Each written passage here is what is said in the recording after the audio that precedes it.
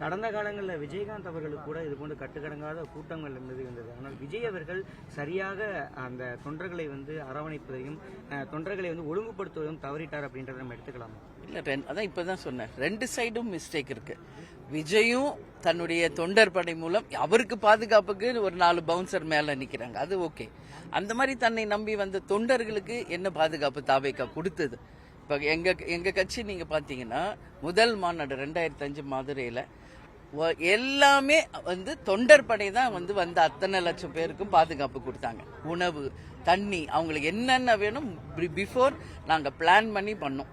அந்த மாதிரி தாவேகாவும் நிச்சயமாக தன்னை நம்பி வர தொண்டர்களுக்கு உறுதியாக பாதுகாப்பு தரணும். அவங்களுக்கு வேண்டிய தண்ணி வசதி, உணவு வசதி எல்லாம் செஞ்சாதான் நீங்க அழைக்கணும். தமிழக அரசு அந்த இடத்தை கொடுத்தது தவறுன்னு நினைக்கிறீங்க? ரொம்ப குறுகிய இடம் இல்லைங்க, அது நம்மளே கண்கூடா பாக்குறோம். ஒரு 100 அடி சாலை ஒரு நீளமா இருக்கு, அவ்வளவுதான். இந்த பக்கம் செவுரு தடுப்பு இருக்கு, அந்த பக்கம் பில்டிங் இருக்கு. அப்படியே அவங்க கலைஞ்சு போகணும்னு நினைச்சாலுமே இப்ப இடம் இல்ல.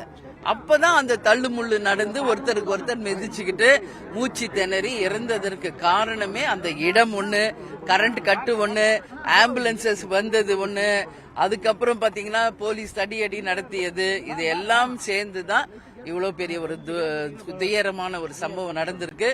அதே மாதிரி தாவேகாவுமே அவங்க தொண்டர்களுக்கு பாதுகாப்பு கண்டிப்பா அவங்க தனிப்பட்ட முறையில ஏற்பாடு பண்ணிருக்கணும். கூடுறதா பர்மிஷன் கேட்டிருந்தாங்க, ஆனா 30,000க்கு மேல கூட்டிட்டாங்க.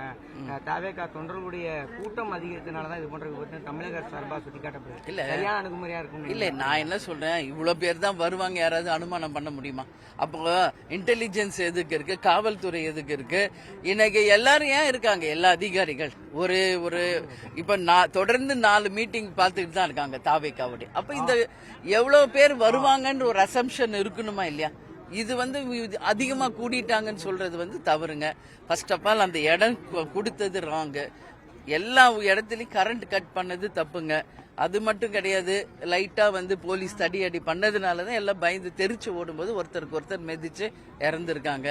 இது மட்டும் கிடையாது, அந்த லைனா ஆம்புலன்ஸ் ஃபர்ஸ்டே அவரே சொல்றாரு, விஜய மேல இருந்து, என்னப்பா நம்ம கொடி போட்டு ஆம்புலன்ஸ் போகுதுங்கிறாரு. அப்ப யார் அதெல்லாம் விடுறாங்க? இல்ல, யார தாவேகா கொடி போட்டு ஆம்புலன்ஸ் யார் ஓட்டினா? அது யாரோட ஆம்புலன்ஸ்? அது மக்களுக்கு நிச்சயம் தெளிவுபடுத்தணும் அரசு.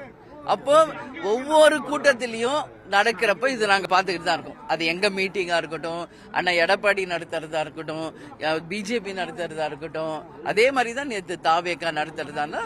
அந்த கூட்டத்துக்கு நடுவுல ஆம்புலன்ஸ் வர்றது ஒரு புது கலாச்சாரமா இப்ப பாத்துக்கிட்டு இருக்கோம். இதுதான் நான் முதல்ல சொன்னேன், இந்த கூட்டம் இந்த தெருவுல நடக்குதுன்னு தெரியும், ஏன் வேற வழியே இல்லையா?